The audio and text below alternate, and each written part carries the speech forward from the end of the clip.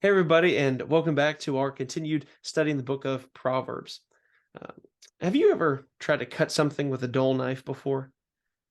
They say that most kitchen accidents happen when you use a dull blade rather than a sharp blade. And that seems to be kind of the reverse of what it should be. You feel like more things would happen poorly with a sharp knife. But the reason why is you're struggling so much usually with that dull knife that it slips and it cuts you and stabs you. That's why most accidents happen with a dull blade.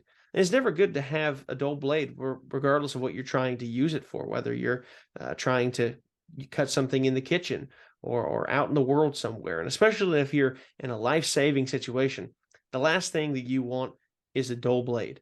We never want to have dull blades. In Proverbs chapter 27, I know we're all very familiar with this verse. In verse 17, it says, Iron sharpens iron, and one man sharpens another. We think about our relationships in life, and the Bible says that our relationships, those people in our life, help sharpen us. So when we think about who it is we surround ourselves with and how many times we surround ourselves with other people, we should be mindful of how they can make us better. And if our relationships aren't helping us grow closer to God, then maybe those are relationships we could either cut back on or shed altogether. We should be working to help each other grow.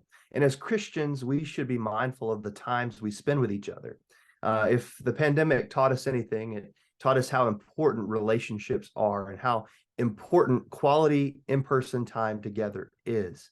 So I would challenge you to be intentional about the people that you surround yourself with, and while you're around other people, while you're at church, while you're fellowshipping, look for ways that you can sharpen other people. Thank you so much for joining us today.